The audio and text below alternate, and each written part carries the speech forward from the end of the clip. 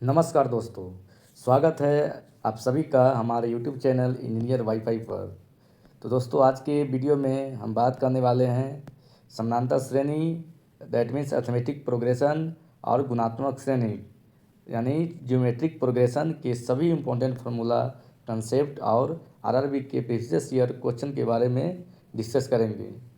चाहे आप RRB group D, RRB JE और आरआरबी एलएलपी, एनटीपीसी या डीआरडीओ सेप्टम 11 की तैयारी कर रहे हैं तो इन टॉपिक से सवाल हर एग्ज़ाम में पूछे ही जाते हैं। और अभी ग्रुप डी के एग्ज़ाम भी चल रहा है जिसमें एपी और जीपी से 1 से 2 मार्क फिक्स आते ही हैं। तो चलिए बिना टाइम वेस्ट किए हुए स्टार्ट करते हैं ये समांतर श्रेणी और गुणात्मक श्रेणी के कंप्लीट एग्जाम ओरिएंटेड सेशन। तो सबसे पहले हम यहाँ देखेंगे बेसिक फार्मूला, फिर डायरेक्ट एग्जाम में पूछे गए प्रीवियस ईयर को सॉल्व करेंगे। यहाँ पर देख सकते हैं हमने लास्ट में एग्जाम में जो पूछे गए प्रीवियस ईयर है उसको बारी बारी से सॉल्व करेंगे ताकि आपको कंसेप्ट भी क्लियर हो जाए और प्रैक्टिस भी हो जाए। तो चलिए हम स्टार्ट करते हैं। सबसे पहले यहाँ देखते हैं कि यहाँ किसी समानांतर श्रेणी का एनवां पद क्या होता है। एनवां पद मतलब कि सबसे पहले हम देखते हैं कि श्रेणी क्या होता है। श्रेणी का मतलब क्या हुआ? श्रेणी का मतलब हुआ एक सीरीज। सीरीज इंग्लिश में इसे कहेंगे सीरीज मीन्स हुआ कि वो एक रेगुलर फॉर्म में है। मतलब कि जो भी है यहाँ पर हमारा नंबर चूँकि होता है तो अगर कोई हम नंबर लेते हैं, 1 लेते हैं, 2 ले लेते हैं, 3 लेते हैं, 4 लेते हैं, 5 लेते हैं, तो ये जो नंबर है एक रेगुलर फॉर्म में है। इसमें 1 जुट गया, फिर यहाँ भी 1 जुट गया, यहाँ भी क्या हुआ 1 जुटा, उसी तरह यहाँ भी क्या होगा 1 जुट जाएगा। तो इसी को हम क्या कहते हैं? श्रेणी कहते हैं। ये अगर बात करते हैं यहाँ पर श्रेणी के बारे में, तो अगर मान लिया कि हम लेते हैं 1/2 लेते हैं, ठीक है। उसके बाद क्या करते हैं? सिंपल नंबर में लेते हैं। तो मान लिया कि हम ले लिए 2 ले लिए, फिर 4 ले लिए, फिर 8 ले लिए, फिर 16 ले लिए, ठीक है। तो यहाँ देखते हैं कि इसमें प्लस माइनस करते हैं तो यहाँ 2 बचेगा, यहाँ 4 बचेगा और यहाँ 8 बचेगा। तो यहाँ कोई रेगुलर फॉर्म नहीं आ रहा है। लेकिन अगर बात करते हैं यहाँ पर हम ये दोनों को डिवाइड करते हैं, 4/2 करते हैं तो 2 आएगा।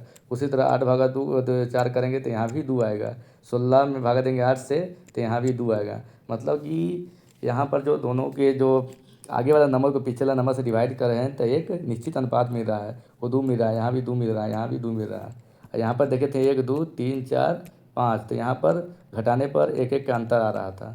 तो अगर कोई संख्या है जिसको घटाने पर एक से समान नंबर मिल रहा है तो जो नंबर हमें मिलता है उसे कहा जाता है कॉमन डिफरेंस कहा जाता है। COOM common difference.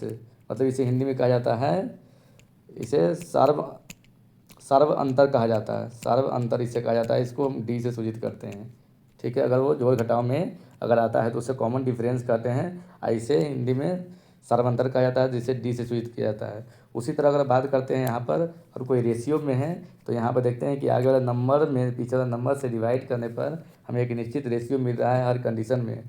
तो वो जो नंबर आ रही है यहाँ पर 2 आ रही है, तो ये 2 को हम क्या कहेंगे? कॉमन रेशियो कहेंगे। Common ratio. कॉमन रेशियो मतलब क्या हो गया है? इसको हिंदी में कहते हैं सर्वानुपात। सर्वानुपात कहेंगे, हिंदी में सर्वानुपात होता है। तो इसे हम लोग क्या करते हैं? आर से सूचित करते हैं।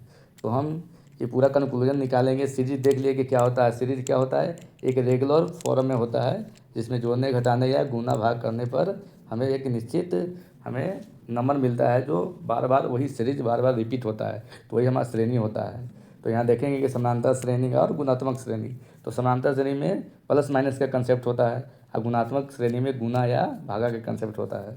तो यहाँ पे हम देखेंगे कि समानांतर श्रेणी में सबसे जो ये जो होता है, जो टर्म होता है उसके बारे में बात करेंगे। तो यहाँ पर जो ए होता है, जो प्रथम पद होता है, इसके बारे में लिखेंगे। प्रथम पद क्या होता है? ए होता है, ठीक है। उसके बाद यहाँ जो डी होता है जो सार्वअंतर होता है। अभी हम बताएं सार्वअंतर जो दूसरे पद में से पहले पद को घटाने पर हमेशा एक ही मिलता है नंबर, वही हमारा सार्वअंतर होता है। यहाँ पे जो TN लिखेंगे जो अंतिम संख्या होता है, अंतिम पद लिख सकते हैं। ये हो गया प्रथम पद, IN हो गए मतलब ये टोटल नंबर हो गया, ये टोटल नंबर है तो संख्या हो गया, टोटल संख्या हो गया N। तो इसी का यूज करके हम पता करेंगे कि किसी समानांतर का nवां पद मतलब अंतिम पद कैसे निकालेंगे। तो उसको निकालने की जो हमारा फार्मूला होती है TN बराबर मतलब TN मतलब क्या हो गया? अंतिम पद हो गया। तो अंतिम पद बराबर प्रथम पद A प्लस क्या हो गया, n-1 इंटू क्या होता है डी होता है। ये हमारा क्या हो गया, अंतिम पद को निकालने का फॉर्मूला हो गया। यहाँ पर देखेंगे कि हमारा ये प्रथम पद यहाँ जो लिखे हैं n हो गया, nवां पद टोटल पद की संख्या n हो गया, इसमें से -1 को घटाकर कोष्ठ में लेकर डी कॉमन डिफरेंस से गुना कर देंगे तो हमारा किसी श्रेणी का अंतिम पद निकल जाएगा। इस पर हम एग्जाम्पल भी देखेंगे। अभी फिलहाल हम देखते हैं कि किसी समानांतर श्रेणी का जो टोटल जो पद होते हैं n पद का योग क्या होगा। तो योग निकालने का मतलब हुआ कि योग को हम लोग किससे सूचित करते हैं, योग को हम लोग एन से सूचित करते हैं, मतलब n पदों का योग सम्मिश्र क्या हो गया, सम्मिश्र होता है योग। ठीक है, तो योग क्या होता है, तो यहाँ लिखेंगे एन बराबर होता है यहाँ पर n/2 इंटू मतलब बड़ा ब्रैकेट लगाएंगे, प्लस क्या होता है 2a प्लस ये हो गया 2a, यहाँ पर ठीक से लिखते हैं को तो ये हमारा क्या हो गया, ये हमारा 2a मतलब ये जो प्रथम पद होता है उसको 2 गुना करते हैं प्लस, यहाँ प्लस हो गया n-1 इंटू डी, बाकी सेम क्या हो गया हमारा जो n पदों का योग हो गया n/2 इंटू बड़ा bracket 2a plus n-1 into D, या इसको ऐसे भी लिख सकते हैं n/2 इंटू 2a को a लिखते हैं प्लस ये हमारा जो a लिखे उसके बाद एक a और बचा a plus n-1 into D जो इसके बराबर है, तो यहाँ लिख सकते हैं a प्लस tn, मतलब जो n श्रेणी में जितने पद होते हैं उसका जो का फॉर्मूला n/2 इंटू प्रथम पद प्लस अंतिम पद या 2a plus n-1 into D, ये भी लगा सकते हैं। हम नेक्स्ट हम देखते हैं फॉर्मूला की ओर चलते हैं। अब हम गुणात्मक श्रेणी में आते हैं। तो गुणात्मक श्रेणी हमने देख लिया कि दूसरे पद और पहले पद का जो अनुपात होता है कि निश्चित हमेशा सेम अनुपात होता है, वही हमारा जो श्रेणी होता है गुणात्मक श्रेणी में होता है। तो यहाँ जो a2 बटे यहाँ पर क्या करेंगे, दूसरे पद बटे पहले पद, तो दूसरा पद a2 हो गया बटे प्रथम पद बराबर यहाँ एक निश्चित अनुपात मिलता है, हमेशा a3/a2 भी सेम मिलेगा। तो यही हमारा क्या होता है, कॉमन रेशियो होता है। यहाँ पर कॉमन रेशियो में सार्व अनुपात होता है a3/a2, इसको कहेंगे r मैंने कॉमन रेशियो हमारा होता है। कहने का मतलब है कि सर्व अनुपात इसको कहा जाता है, सर्व अनुपात कहा जाता है इसे। ठीक है, तो हमारा क्या हो गया, प्रथम पद यहाँ भी a से सूचित करेंगे, अंतिम पद को tn से सूचित करेंगे, और बाकी जो हमारे कॉमन रेशियो को r से सूचित करते हैं। यहाँ पर किसी भी गुणात्मक श्रेणी के nवां पद मतलब अंतिम पद निकालने की क्या फॉर्मूला होती है, तो फॉर्मूला होती है tn बराबर, tn भी अंतिम पद होता है, तो tn बराबर a मिस प्रथम पद a इंटू का हो गया r पावर में हो जाएगा n-1, तो ये हमारा अंतिम पद निकालने का फॉर्मूला हो जाएगा। अंतिम पद बराबर प्रथम पद इंटू सार्व ratio common ratio power n-1 होता है। तो वही हम बात करेंगे किसी गुणात्मक श्रेणी के n पदों का योग और उसी के साथ इनफाइनाइट पदों का योग क्या होगा। तो अगर n पदों का योग मतलब योग को क्या किससे लिखते हैं, एन से लिखते हैं। एन बराबर क्या हो जाता है, a छोटा ब्रैकेट r पावर n और नीचे में क्या हो गया -1 डिवाइडेड बाई r-1, तो ये हमारा क्या हो गया, n पदों का योग a into r power n-1 बटे r-1, तो ये हमारा n पदों का योग हो जाता है। लेकिन यही पूछे कि हमको एस इन्फिनाइट पदों का योग मतलब अनंत पदों का योग याद करना, तो क्या करेंगे, तो उसके लिए करेंगे a बटे 1 - r, डेट्स ऑल। इन्फिनाइट पदों का जो हमें निकालना हो तो क्या होता है a बटे 1 - r लगा देते हैं, तो हमारा ये इन्फिनाइट पदों का योग निकल जाता है। तो उसमें हमें संख्या से मतलब नहीं होता है कि कितना संख्या है, ओनली प्रथम पद और 1 - r मतलब जो कॉमन डिफरेंस रेशियो होगा वो उससे हमको मतलब होता है। ठीक है, अब हम नेक्स्ट की ओर चलते हैं। तो नेक्स्ट हमारा है जो काफ़ी सिंपल चीज़ है, देखेंगे कि लगातार n प्राकृतिक संख्याओं का योग क्या होता है। तो लगातार n प्राकृतिक संख्याओं का जो योग होता है क्या होता है, जो सम की बात करेंगे एसम की, n लगातार n एसएन, तो यहाँ लिखेंगे एसएन, ये हो गया हमारा लगातार n सम संख्याओं का योग बराबर होता है n into n plus 1 divided में 2 हो जाता है। लगातार n प्राकृतिक संख्या को अगर योग निकालना हो तो ये हमारा क्या होता है, अंत n इंटू n प्लस 1/2 होता है। वही अगर बात करते हैं कि लगातार n सम संख्याओं का योग क्या होगा, तो वो जो हमारा फार्मूला होता है लगातार n सम संख्याओं का योग बराबर n इंटू n प्लस 1 होता है। ये हमारा लगातार n सम संख्याओं का योग का फॉर्मूला है। वही अगर बात करते हैं यहाँ पर लगातार n विषम संख्याओं का योग का क्या फॉर्मूला होगा, तो एस एन बराबर ये हमारा जो होता है n के स्क्वायर होता है, मतलब क्या होता है n गुने n, ये हमारा होता है लगातार n विषम संख्याओं का योग का फॉर्मूला। वही अगर बात करते हैं कि लगातार n वर्ग संख्याओं का योग क्या होगा, वर्ग संख्याओं का योग निकालना हो तो लगातार n वर्ग संख्याओं का योग मतलब ऐसे निकालना, 1 के स्क्वायर प्लस 2 के स्क्वायर प्लस 3 के स्क्वायर प्लस 4 के अगर स्क्वायर निकालना हो तो उस कंडीशन में क्या करेंगे, हम फॉर्मूला लगाते हैं यहाँ पर n into n plus 1 into ये होता है 2n प्लस 1 डिवाइडेड में ये 6 होता है।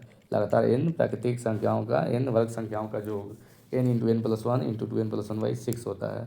वही यहाँ पर आपने देखा कि n विषम संख्याओं का, तो n विषम संख्या मतलब क्या हो गया, हमारा जो विषम संख्या हमारा क्या होता है, 1 से होता है, 3 होता है, 5 होता है, 7 होता है, तो इससे लगातार n विषम संख्याओं का योग n स्क्वायर हो जाती है। उसी तरह अगर सम संख्या के देखेंगे तो सम संख्या क्या होती है, 2 से ले लेते हैं, 2 हो गया, 4 हो गया, 6 हो गया, 8 हो गया, ये हमारा सब सम संख्या होता है। तो यहाँ पर हम नेक्स्ट देखते हैं कि लगातार n घन संख्याओं का योग क्या होता है। तो लगातार n घन संख्याओं के योग की अगर बात करते हैं तो बड़ा अंडर रूट हो गया n into n plus 1 divided by 2 के होल स्क्वायर, ये हमारा होता है लगातार n संख्याओं का योग का फार्मूला होता है। नहीं, ये लगातार n घन संख्याओं के योग का फार्मूला होता है। n बराबर n into n plus 1 divided by 2 के होल स्क्वायर होता है। अब यहाँ हम बात करने वाले हैं समानांतर माध्य, गुणोत्तर माध्य और यहाँ पर हरात्मक माध्य के बारे में बात करेंगे। तो सबसे पहले हम यहाँ देखते हैं कि समानांतर माध्य क्या होती है। तो समानांतर माध्य क्या होता है, तो अगर कोई जो संख्या है समानांतर श्रेणी में है, मतलब वो प्लस माइनस के जो रेगुलर फॉर्म में है, तो हमारा जो उसको जब योग निकालते हैं, माध्य निकालते हैं, तो उसको हमारा समानांतर माध्य कहलाता है। जैसे अगर एग्जाम्पल अगर हम लेते हैं यहाँ पर, अगर मान लिया कि ले लिए 2 ले लिए, 4 ले लिए, 6 ले लिए, 8 ले लिए, 10 ले लिए, ठीक है। तो अगर इसको हमको समानांतर माध्य निकालना हो तो क्या करना पड़ेगा, तो जब समानांतर माध्य निकालना होगा तो सबको जोड़ेंगे तो हो जाएगा 2 plus 4 plus 6 plus 8 plus 10 divided by कितना नंबर है, 3 2 5, तो यहाँ 5 हो जाएगा। तो कितना हो जाएगा, 6 तो 6 6 12 8 20 और 20 से 10 30/5 बराबर कितना हो गया, ये हो गया 6 हो गया। लेकिन चूँकि ये समानांतर श्रेणी में है, जब समानांतर श्रेणी में है तो हमें इतना मेहनत करने की ज़रूरत नहीं है। तो उस कंडीशन में हम क्या करते हैं, अगर कोई संख्या श्रेणी में है तो उसकी हम प्रथम संख्या और अंतिम संख्या को सिर्फ लेते हैं और डिवाइड कर देते हैं 2 से, क्योंकि हमने सिर्फ 2 संख्या का यूज किया है। तो हम यहाँ देखते हैं कि इसको ट्रिक कैसे हो जाएगा। तो ये 2 लिए प्लस लास्ट वाला संख्या 10 लिए डिवाइडेड बाई, क्योंकि 2 संख्या का यूज किया तो 2 लिए, तो कितना हो गया 10 और 2 12/2 बराबर कितना हो गया 6 हो गया। तो हमें क्या है, मजदूर वाला काम नहीं करनी है, हमें स्मार्ट वर्क करनी है। तो स्मार्ट वर्क यही है कि कोई अगर किसी संख्या के समानांतर माध्य निकालने के लिए बोले, गुणोत्तर माध्य निकालने के लिए बोले या हरात्मक माध्य निकालने के लिए बोले, तो आपको फार्मूला सिर्फ लगाना है 2 संख्या के लिए। क्यों, क्योंकि हमारा जो ये जो संख्या है एक रेगुलर फॉर्म में है। कहने का मतलब है कि दोनों के बीच में एक सार्वम अंतर है 2 का, यहाँ भी 2 का, यहाँ भी 2 का, यहाँ भी 2 का। तो उसी तरह हम जैसे यहाँ देखेंगे कि गुणोत्तर श्रेणी में चलते हैं, तो गुणोत्तर श्रेणी में मान लिया कि संख्या 2 हो गया, 2 दूनी 4 हो गया, 4 दूनी 8 हो गया, 2 दूनी 16 हो गया। तो इसकी जब हम समानांतर माध्य गुणोत्तर माध्य निकालना हो तो हमारा जो फार्मूला होता है ये क्या होता है, सबको हम गुना करते हैं, 2 गुने 4 गुने 8 गुने 16, यहाँ पर जितना संख्या है यहाँ 4 लगाते हैं। तो जब इसका कैलकुलेशन करेंगे तो हमें काफ़ी कम्प्लेक्स मिलेगा। यहाँ 2 पावर 1 मिल गया, 2 पावर 2 मिल गया, गुने 2 पावर 3 मिल गया, यहाँ 2 पावर 4 मिल जाएगा। तो ये इसको कैसे करेंगे, तो यहाँ पर देखिए कितना भी टाइम लगने वाला है। तो ये अंडर रूट हो गया, टोटल कितना हो गया, 1 2 1 3 3 6 और 4 10, मतलब हो गया 2 पावर 10, ये हमारा हो गया 4, ठीक है। तो कहने का मतलब हो गया कि 2 पावर 10 और 1/4 हो गया, 2 दूनी 4 2 बचे 10, मतलब ये हो गया 2 पावर 5/2, कुछ ऐसा हो गया।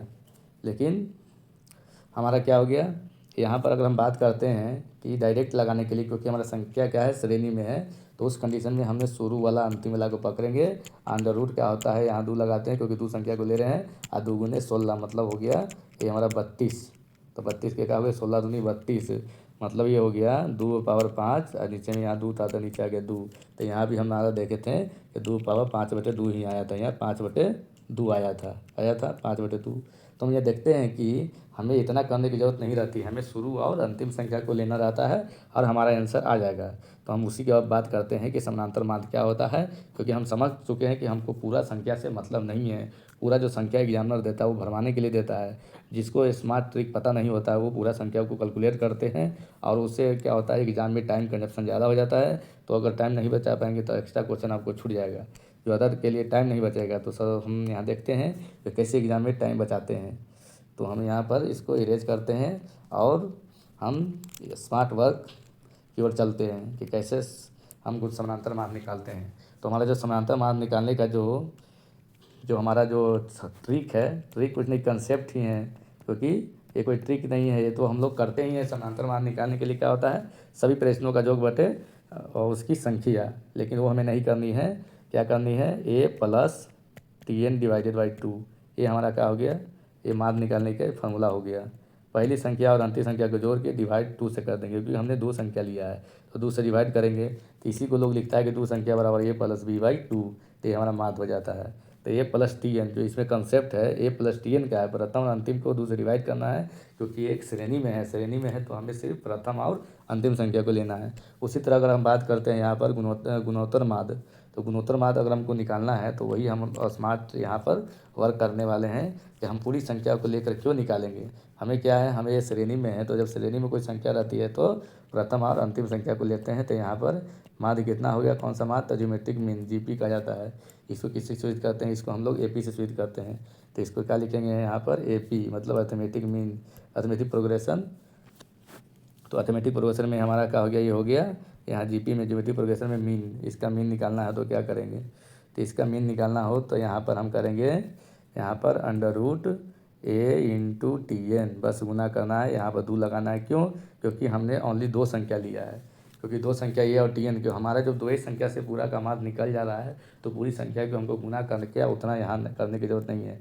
अगर यहाँ 5 संख्या रहता तो यहाँ 5 लिखते और वो पाँचों को गुना करते, तो उतना कैलकुलेशन की ज़रूरत नहीं है। हमें बस प्रथम और अंतिम संख्या को लेकर गुना करना है और दूसरे उसके अंडर रूट कर देना है। अब हम नेक्स्ट बात करते हैं गुणोत्तर माध्य। तो गुणोत्तर माध्य तो हमारा हो गया, सॉरी। तो हम अब बात करने वाले हैं हरात्मक माध्य। तो हरात्मक माध्य क्या होता है, तो क्या है कि कोई संख्या अगर हमारा जैसे गुणोत्तरी समानांतर माध्य में है या कोई संख्या गुणोत्तर माध्य में है तो उसका हम हरात्मक माध्य पता कर सकते हैं। तो हरात्मक माध्य कैसे पता कर सकते हैं, तो यहाँ जैसे हम देखते हैं कि मान ली कोई संख्या है 2 है, 4 है, 6 है, 8 है, 10 है, या कोई संख्या हो गया 2 हो गया, 2 4 हो गया, 2 8 2 16 2 32, तो ये सभी क्या है, ये समानांतर माध्य में हो गया, गुणोत्तर माध्य में हो गया। तो ये सब का हम लोग हरात्मक माध्य पता कर सकते हैं। तो हरात्मक माध्य निकालने की जो हमारा जो फार्मूला होता है बेसिक, एन बटे संख्या जो होता है उसको हम लोग क्या कहते हैं, A1 बटे A1 plus A2 plus 1 plus A3 dot dot dot dot 1 plus का होता है एन होता है। ये हमारा बेसिक होता है। तो इसको जब हम करेंगे तो काफ़ी हमें प्रॉब्लम होती है, काफ़ी कैलकुलेटिव होती है। तो हमें क्या है, कोई यहाँ संख्या एक श्रेणी में है, ये भी संख्या एक श्रेणी में है, तो श्रेणी में जहाँ संख्या हो तो हमें आँख मूंद कर प्रथम संख्या और अंतिम संख्या पर विचार करनी चाहिए, अबर कर देनी चाहिए। तो हमारा क्या होता है, एन संख्या के लिए एन बटे उलट के उस संख्या को जोड़ते हैं 1 बटे ए 1 बटे बी। तो उसी तरह इस कंसेप्ट को हम 2 संख्या के लिए लगाएंगे, क्योंकि हमें क्या करना है, स्मार्ट वर्क करना है, टाइम को बचाना है। तो अगर गुणोत्तर माध्य की बात करते हैं, ये हार्मोनिक की जैसे मीन कहा जाता है HM, तो हार्मोनिक मीन निकालना हो तो हाँ यहाँ क्या हो गया, हार्मोनिक मीन HM हो गया। तो यहाँ पर क्या करेंगे, यहाँ पर यह हार्मोनिक प्रोग्रेशन SP हो गया, उसका मीन SP का प्रोग्रेशन की बात करते हैं, मीन की बात करते हैं। तो उस कंडीशन में हमारा 2 बटे 1 बटे ए प्लस 1 बटे टी एन, ये हमारा क्या हो गया, हार्मोनिक मीन निकालने का फार्मूला हो गया।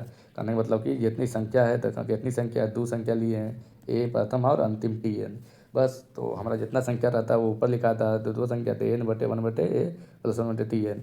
जो हमारा श्रेणी में संख्या, जैसे मान ली कि यहाँ संख्या ए है, बी है, डॉट डॉट टी एन है, तो जो संख्या यहाँ रहता है उसको उलट के यहाँ जोड़ते हैं 1 बटे ए प्लस 1 बटे टी एन।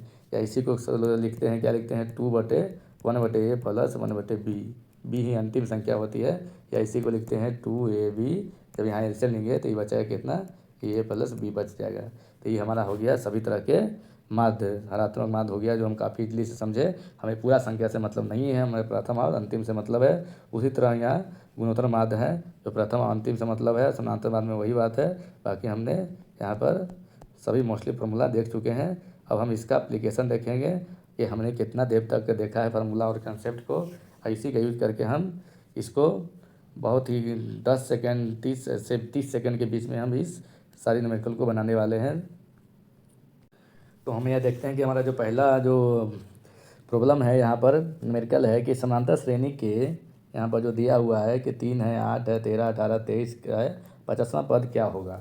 तो हमें क्या है, 50वां पद मतलब TN हमको निकालना है कि अंतिम पद 50वां पद क्या होगा। तो यहाँ देखेंगे कि जो दोनों का अंतर आ रहा है, दूसरा पद माइनस प्रथम पद 5 आ रहा है, यहाँ 5 आया, इसमें भी देखेंगे कि कितना 5 का अंतर।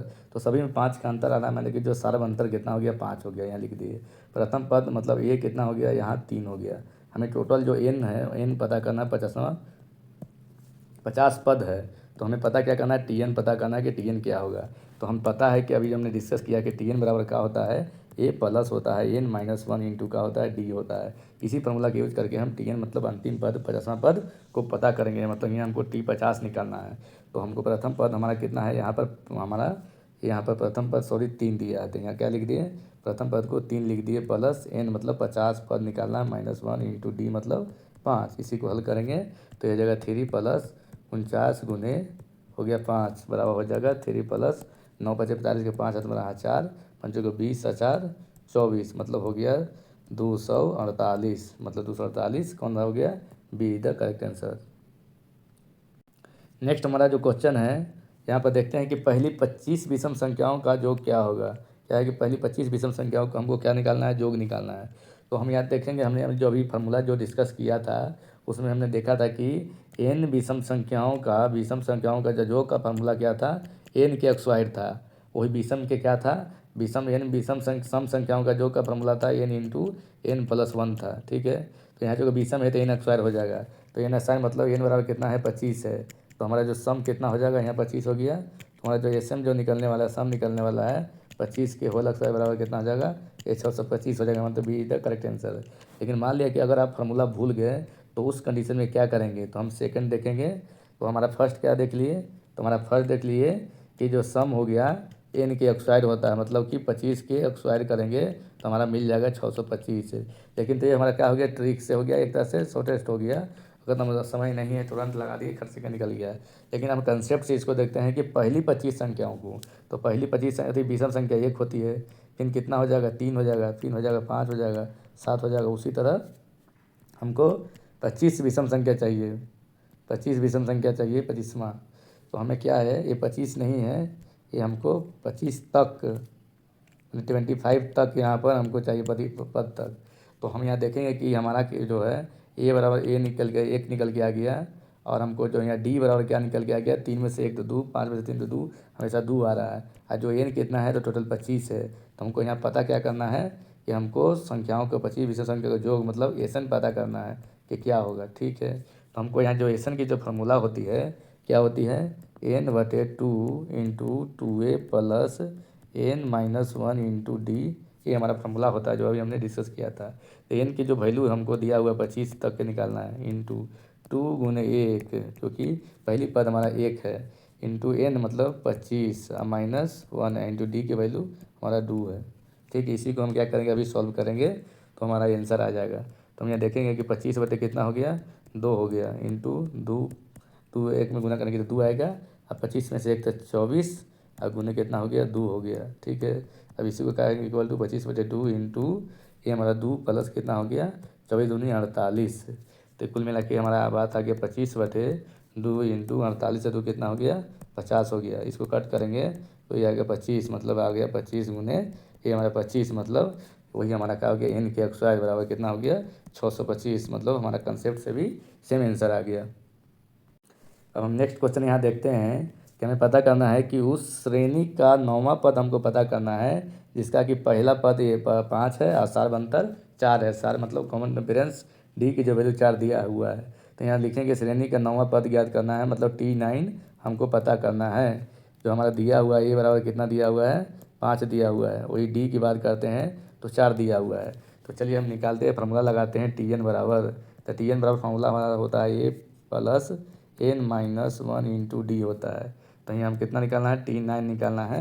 मतलब ए हो गया 5 हो गया, और एन की वैल्यू हमारा 9 हो गया, -1 इंटू डी की वैल्यू कितना हो गया, 5 हो गया। तो हो गया ये 5 प्लस 9 में से 1 तो 8 गुने 5 बराबर हो गया 5 प्लस 8 बजे 40 बराबर कितना हो गया, 49। तो करेक्ट आंसर हमारा हो गया, सॉरी,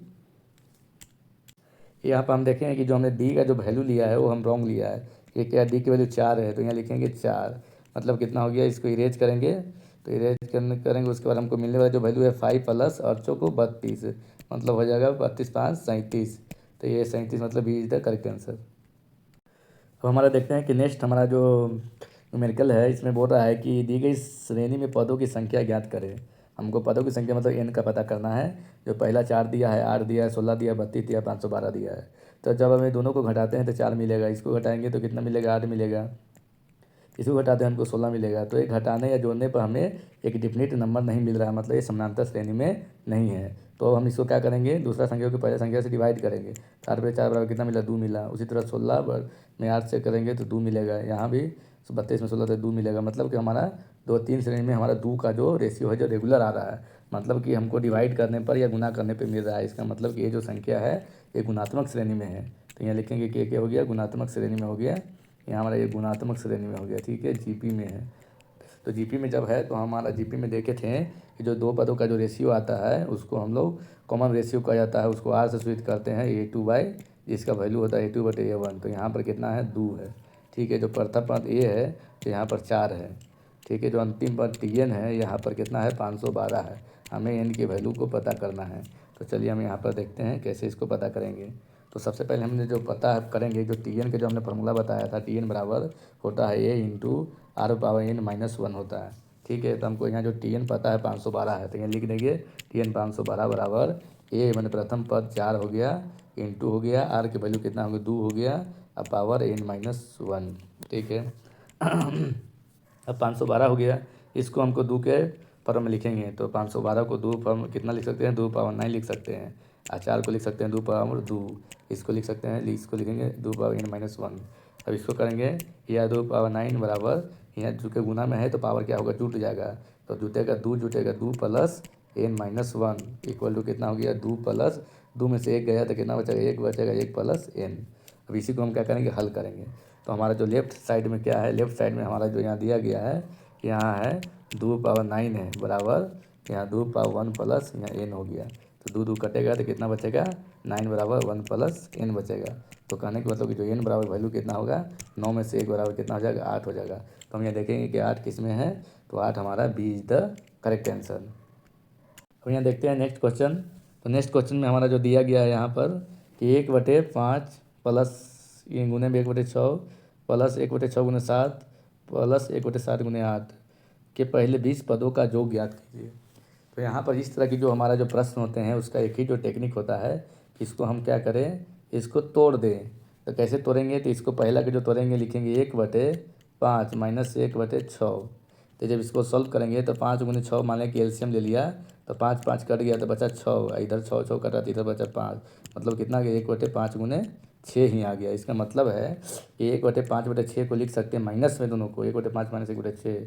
तो इसी कंसेप्ट का यूज करके सारे को हम क्या लिखेंगे, माइनस में लिखेंगे। मतलब यहाँ पर लिखने वाले हम क्या हैं कि 1/5 × 6 यहाँ प्लस 1/6 × 7 प्लस 1/7 × 8 डॉट 20 पद तक, ठीक है। 20 पद तक इसको लिखेंगे। इसका मतलब है कि हमको लिखने वाला 1/5 - 1/6 प्लस 1/6 - 1/7 प्लस 1/7 - 1/8 डॉट। यहाँ पर ध्यान देने वाली ये बात है,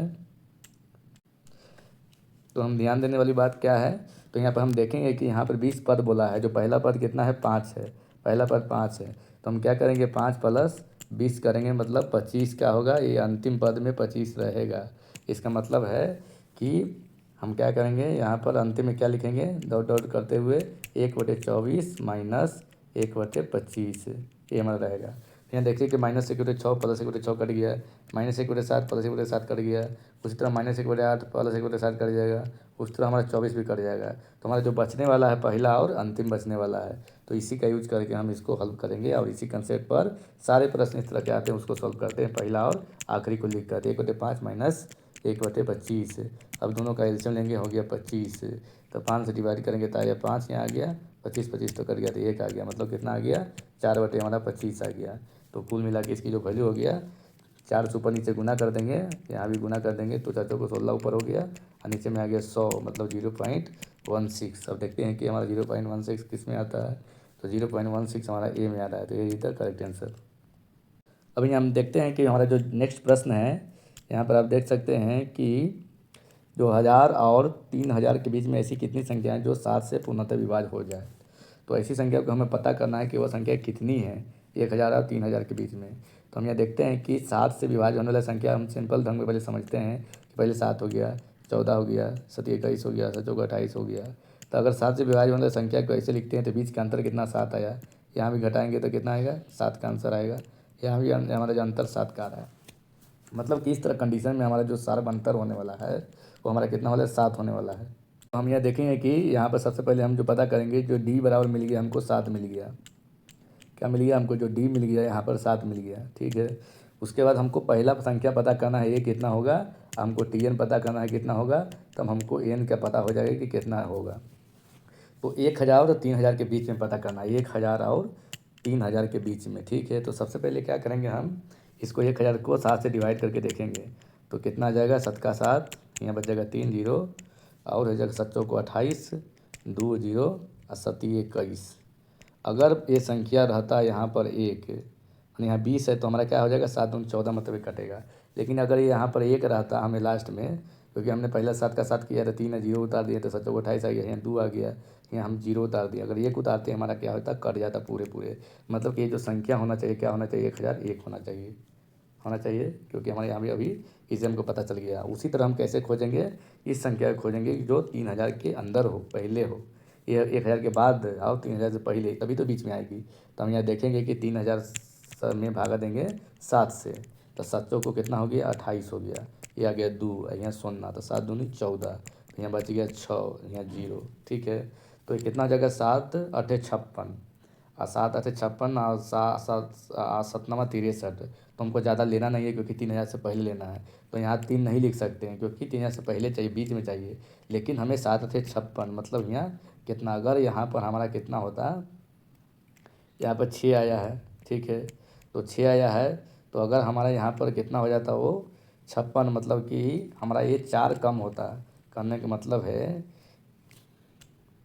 तो हम यह देखते हैं कि हमारा जो यहाँ 60 में से 56 जाएगा तो कितना बचेगा, 4, मतलब शेष कितना बच रहा है, 4 बच रहा है। मतलब अगर इसमें से 3000 में से 4 को घटा देते हैं तो हमारा संख्या निकल जाएगा जो अंतिम संख्या है और 7 से विभाज्य है। तो इसको हम इरेज करते हैं तो हमारी दूसरी संख्या भी पता हो गई कि वो संख्या कितनी हो गई। तो दूसरी जो संख्या होगी, पहले इतना हो गए, उसके बाद और भी बीच में संख्या होगा, जो अंतिम संख्या होगी इतना में से 4 को घटाएंगे तो कितना हो जाएगा, 6 हो जाएगा, 9 हो जाएगा, 9 हो जाएगा, 2 हो गया। तो अंतिम संख्या हमारा इतना हो गया। तो यहाँ लिखेंगे पहली संख्या 1001, अंतिम संख्या 2 9 9 6 हो गया। अब हमको पता करना है एन की वैल्यू को पता करना है कि एन कितना है, कितना पद है। तो हम यहाँ देखेंगे कि एन कितना पद हो जाएगा। तो यहाँ लगाएंगे टी एन बराबर का होता है फार्मूला ए प्लस एन माइनस 1 इंटू हो जाता है डी, ठीक है। यहाँ पर हमारा डी की वैल्यू कितना लिए थे, 7 लिए थे, क्योंकि 7 से विभाज्य पूछ रहा है। तो यहाँ पर अंतिम संख्या लगाएंगे 2 9 9 6 बराबर प्रथम संख्या 1001 प्लस एन की वैल्यू हमें पता करना है एन माइनस 1 इंटू डी की वैल्यू 7।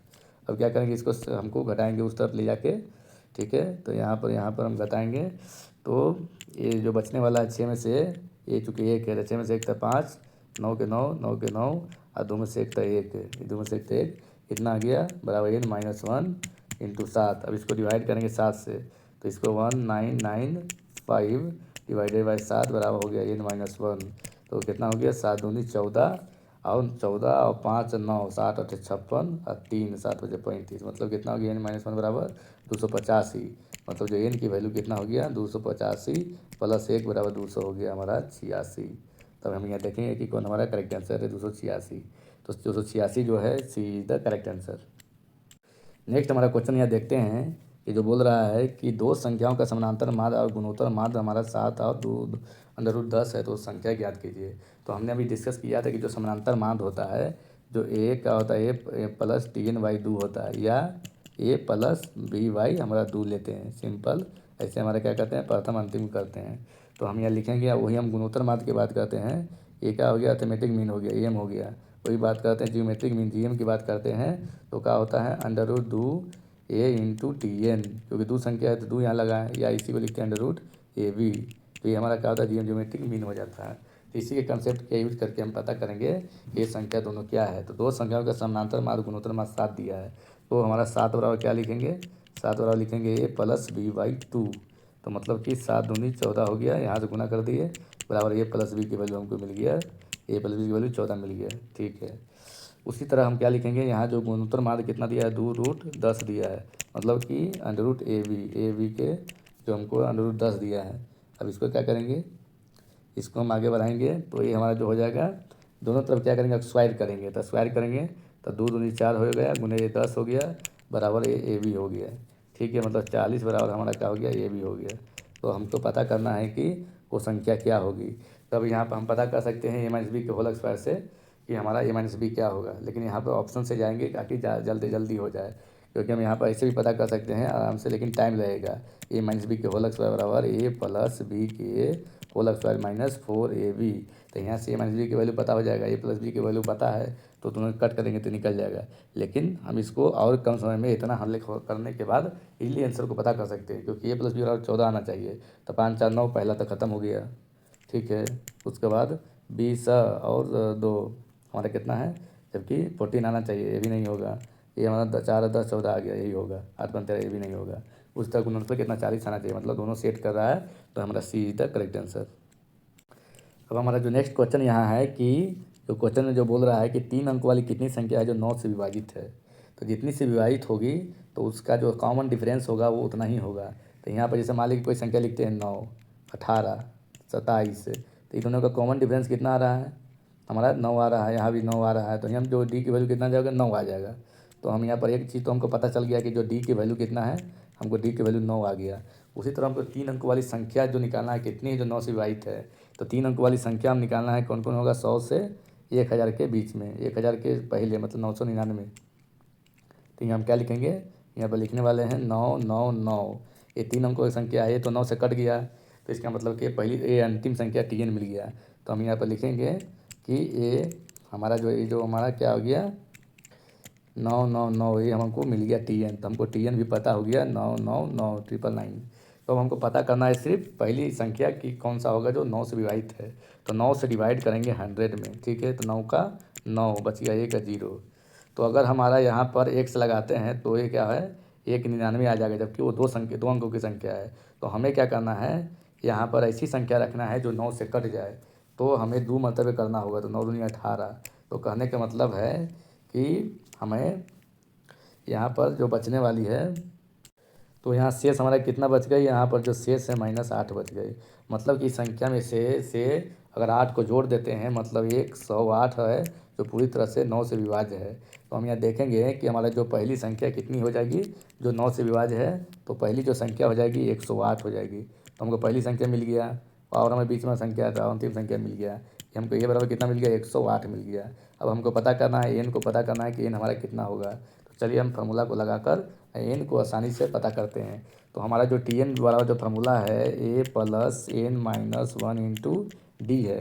तो Tn बराबर कितना हो गया, 999 हो गया, बराबर a की वैल्यू कितना हो गया, 108 हो गया, प्लस एन की वैल्यू तो हमको पता ही करना है, इंटू डी की वैल्यू हमारा 9 हो गया, ठीक है। अब इसको घटाएंगे, 999 में से 108 घटाएंगे तो 9 में से 8 1 हो गया, 9 के 9 हो गया, और 9 में से 1 तो 8 हो गया। और ये बराबर कितना हो गया, एन माइनस 1 इंटू हमारा हो गया 9, ठीक है। इसी को हम क्या करते हैं, आगे कैलकुलेशन करते हैं। तो हमारा नेक्स्ट हमारा हो गया, इसको डिवाइड करेंगे 891 डिवाइडेड बाई 9 बराबर हमारा एन -1 हो गया। 9 से काटेंगे, 9 9 81, 81 में से हमारा चल गया, तो बच गया कितना, 89 है, तो यहाँ 8 बच गया, 8 1 फिर 9 81 हो गया, मतलब एन -1 बराबर 99 हो गया। डैट मीन्स द एन बराबर कितना हो गया, 99 प्लस 1 हो गया, बराबर हमारा टोटल 100 आ गया। तो कहने का मतलब है कि यहाँ पर जो हमारा करेक्ट आंसर होने वाला है, ए इज द करेक्ट आंसर। अब नेक्स्ट क्वेश्चन की ओर हम देखते हैं यहाँ पर कि किसी समांतर श्रेणी के जो पद दिया हुआ है ब्रह्मा पद ज्ञात करना है। तो ये काफ़ी सिंपल क्वेश्चन है जो ग्रुप डी में पूछा हुआ है। तो हम देखेंगे ए बराबर कितना हो गया, 142 हो गया। ये हमारा जो दोनों का डिफरेंस कितना आ रहा है, 6 का आ रहा है, यहाँ भी 6 का आ रहा है। तो हमारा डी के जो वैल्यू कितना हो गया, 6 हो गया। ये हमारा जो टोटल जो पद है एन है जो 12 है, हमको क्या पता करना है, ब्रह्मा पद पता करना है, मैंने T12 पता करना है कि कितना होगा। तो चलिए फॉर्मूला लगाते हैं हम कि T12 कितना होगा। तो Tn बराबर हमारा फॉर्मूला क्या होता है, a plus n minus 1 into d होता है, ठीक है। तो Tn हमको पता करना है, मतलब T12 को पता करना है, ठीक है, T12 को पता करना है। तो यहाँ पर हम लगाएंगे फार्मूला। तो ये बराबर हमें कितना है, 142 142 लिख दिए, प्लस एन की जो वैल्यू है 12 है, तो यहाँ 12 -1 कर दिए, डी की वैल्यू 6 है। तो कुल मिला के 142 प्लस, अब 12 में से 1 तो हो गया 11 गुने 6, मतलब हो गया 142 प्लस 11 चौक 66। तो टोटल कितना मिल गया, 2 6 8, अच्छा हो जाता है तुम्हारा 1 1 2 208। तो ये हमारा जो करेक्ट आंसर कितना हो जाएगा, तो करेक्ट आंसर हमारा सी हो जाएगा। तो चलिए अब नेक्स्ट क्वेश्चन की ओर हम देखते हैं। नेक्स्ट क्वेश्चन हमारा है कि दी गई गुणोत्तर श्रेणी में पांचवा पद क्या होगा। तो गुणोत्तर श्रेणी मतलब क्या हो गया, ये 6 में भागा देंगे 3 से तो 2 आ गया, 6 से भागा देंगे 12 में तो 2 आ गया, मतलब जो आर की जो वैल्यू हमको मिल गया 2 मिल गया, और जो ए की वैल्यू कितना हो गया 3 हो गया। तो हमें पाँचवा पद में एन की वैल्यू कितना हो गया 5 आ गया, हमको निकालना है T5 निकालना है कि क्या होगा। हम फार्मूला क्या होता है, Tn बराबर होता है a into r power n minus 1 होता है, ठीक है। तो हमको क्या निकालना है, T5 निकालना है। तो ए की वैल्यू हमारा 3 हो गया, आर की वैल्यू हमारा 2 हो गया, एन की वैल्यू हमारा कितना हो गया 5 हो गया, तो 5 माइनस 1 तो बस हो गया 3 गुने 2 पावर 4 हो गया। तो कहने का मतलब यह है कि 2 पावर 4 की वैल्यू होती है तो कितना होती है 16 होती है, तो 3 गुने हो गया 16 बराबर 16 होती है 48, मतलब A is the correct answer. और नेक्स्ट क्वेश्चन की ओर देखते हैं। तो नेक्स्ट हमारा क्वेश्चन है यहाँ पर कि 3 अंकों वाली कितनी संख्या है जो 8 से विभाज्य है। तो अभी हमने जो पता किया कि 3 अंकों वाली कितनी संख्या है जो 9 से विभाज्य है, तो उसी तरह एक क्वेश्चन बनेगी। तो देखते हैं कैसे क्वेश्चन बनेगी। तो हम यहाँ देखते हैं कि 3 अंकों वाली संख्या पहला क्या हो गया, पहला जो हमारा 100 हो गया, ठीक है। और पहला मतलब कि 100 से स्टार्ट होगा, ये संख्या नहीं होगी जो 8 से विभाज्य होगी, जो लास्ट का हो जाएगा 999 होगा।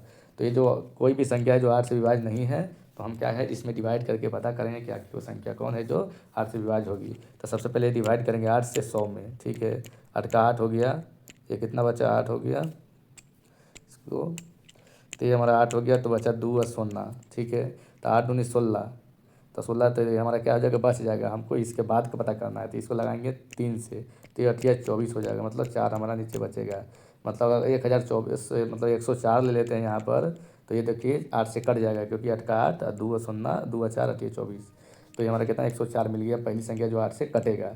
उस तरह 999 में हम डिवाइड करते हैं 8 से, तो कितना हो जाएगा 8 का 8, ये हमारा बचेगा 1 और 9, ये हो जाएगा 8 दूनी 16, तो 16 हो गया, ये नीचे आएगा 3 और 9, ठीक है। तो ये हमारा 8 को 32, 5 से करेंगे तो 8 5 40, तो चूँकि हमको इससे पहले चाहिए क्योंकि इसके बाद तो 1000 हो जाएगा, तो 4 डिजिट का हो जाएगा, लेकिन इससे पहले चाहिए, मतलब हम लगाएंगे 8 को 32 4 मरतबे, तो ये हमारा 8 को 32 हो गया।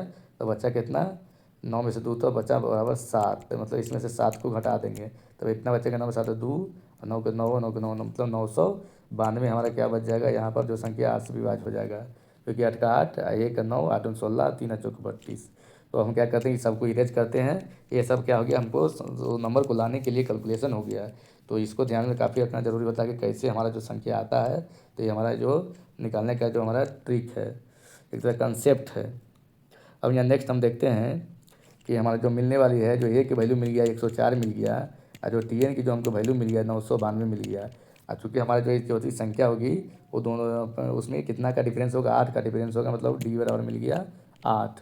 तो हमको पता करना है कि कितनी संख्या है, मतलब Tn को पता करा, सॉरी ये हमारा एन को पता करना है कि कितनी संख्या है। तो हमारा जो एन बराबर यहाँ कितना हो गया 8 हो गया, कि कितना हमारा एन है, ठीक है। तब हमारा फार्मूला लगाएंगे कि Tn बराबर जो हमारा फार्मूला होता है क्या होता है, ए प्लस एन माइनस, ये हमारा क्या हो गया एन माइनस 1 इंटू डी।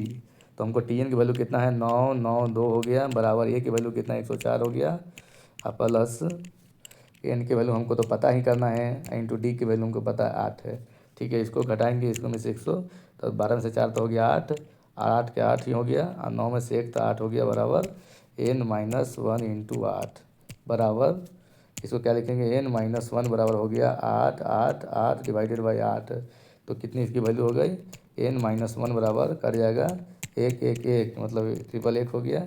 इसका मतलब एन वैल्यू कितना हो गया 1 1 1 प्लस 1 बराबर हो गया 112। तो ये हमारा जो करेक्ट आंसर क्या हो गया, D is the correct answer.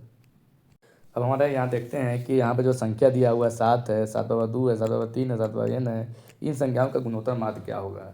तो हमने जो गुणोत्तर माध्य का निकालने का जो बताए थे कि हम क्या करते हैं a इंटू Tn, क्या करते हैं यहाँ पर हम बस प्रथम संख्या गुने अंतिम संख्या लेकर यहाँ पर 2 अंडर रूट लगाते हैं डेट्स ऑल।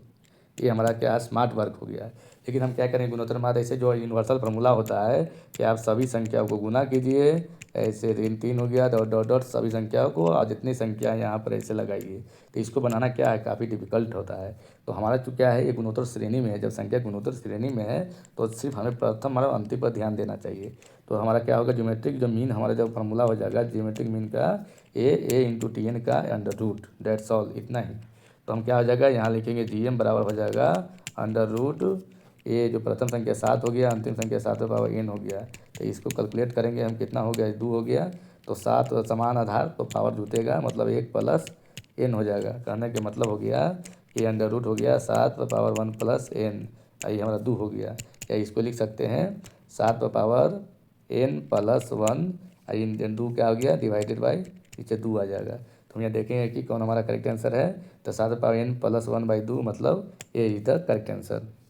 अब नेक्स्ट क्वेश्चन की ओर हम चलते हैं। तो हम यहाँ देखते हैं कि क्वेश्चन में पूछ रहा है कि 7, 14, 21, 28 में कितने पदों का योग है जो 952 है। तो यहाँ पर हम देखते हैं कि दोनों का डिफरेंस कितना आ रहा है, 7 आ रहा है, यहाँ भी 7 आ रहा है, सभी जगह कितना 7 है, मतलब जो डी की जो वैल्यू हमारा कितना 7 है। तो उसी तरह ये की जो वैल्यू हमारा 7 हो गया, सब सेम हो गया। अब इतना में कितने पदों का योग हमारा 912 है, मतलब जो सम जो दिया हुआ है इन पदों का 952 दिया हुआ है। तो हमें पूछ रहा है कि कितने पदों का योग, जो एन की वैल्यू पूछ रहा है कि कितना है, जिसका योग कितना है, 952 है। तो यहाँ लगाएंगे सम का फॉर्मूला एस एन बराबर होता है n/2 2a plus n minus 1 into D, ये हमारा फार्मूला होता है। इसी फार्मूला का यूज करेंगे। तो एन की वैल्यू हमको क्या है, पता करना है, जबकि हमको सम कितना दिया हुआ है 952। तो यहाँ लिख देंगे 952 बराबर n/2 इंटू 2a की वैल्यू कितना है, 7 है, प्लस यहाँ पे n की वैल्यू तो हमें निकालनी है और डी की वैल्यू कितना है, 7 ही है। तो यहाँ लिख दिए 7। ठीक है, अब ये हमारा क्या हो गया, 2 से गुना हो गया। तो 2 दूनी, इसके नीचे 1 है तो 2 दूनी 4, 5 दूनी 1, 9 1, 1904 बराबर हो गया n इंटू 7 दूनी 14 प्लस 7 n माइनस 7। ठीक है, अब ये इसको हम आगे कैलकुलेशन करेंगे। तो अभी हम देखते हैं कि कितना हो गया, 1904 हो गया बराबर, ये 14 में से 7 गया तो कितना बचा, n इंटू ये बचा 7 प्लस ये 7n। ठीक है, अभी क्या करेंगे, यहाँ पर हम क्या कॉमन ले लेंगे, 7 कॉमन लेंगे तो 7 इंटू n, तो बच जाएगा 1 प्लस बच जाएगा n। तो 7 से काटेंगे इसको, तो 7 दूनी 14, 5 सोलह 7 49, 7 दूनी 14, मतलब हो गया 272 बराबर हो गया n प्लस n स्क्वायर। तो इसको हम गुणनखंड करेंगे तो कितना हो जाएगा, ये इसको इधर लेके आएंगे तो n square plus n minus 272। अभी हम देखते हैं कि इसका हम क्या करेंगे, फैक्टर करेंगे। तो अभी इसका फैक्टर कैसे करेंगे, तो यहाँ देखेंगे कि n स्क्वायर प्लस, इसका फैक्टर कैसे करेंगे कि हमारा जो जोड़ कर या घटाकर प्लस n मिले। तो ये क्या करेंगे, 17n ये हो जाएगा माइनस 16n माइनस 272। अब क्या करेंगे, n कॉमन लेंगे हम यहाँ, तो यहाँ देखते हैं कि n कॉमन हो जाएगी तो कितना बचेगा, n प्लस 17 बचेगा, माइनस 16 कॉमन लेंगे तो n माइनस क्या बचेगा, ये हमारा 17 बचेगा। अब यहाँ देखते हैं कि हमारा यहाँ पर माइनस कॉमन लिए हैं, तो माइनस कॉमन लिए तो हमारा क्या हो जाएगा, माइनस सब खिंचा जाएगा तो यहाँ बचेगा प्लस।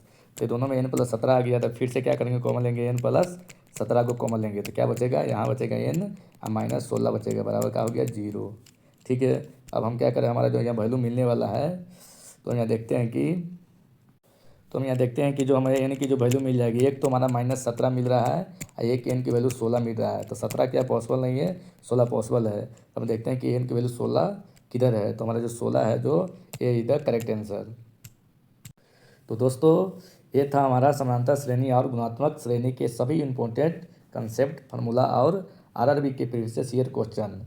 अगर आपको वीडियो हेल्पफुल लगा हो तो लाइक ज़रूर करें, कमेंट में बताएं कि नेक्स्ट कौन से टॉपिक पर आप वीडियो चाहते हैं, और चैनल इंजीनियर वाई5 को सब्सक्राइब कर लेना, ताकि डेली जो मैथ है, रीजनिंग है और जो आने वाला जो एग्ज़ाम के जो अपडेट है उससे रिलेटेड आपको जानकारी सबसे पहले पहुँचे। तो मिलते हैं नेक्स्ट हेल्पफुल वीडियो में, तब तक के लिए जय हिंद।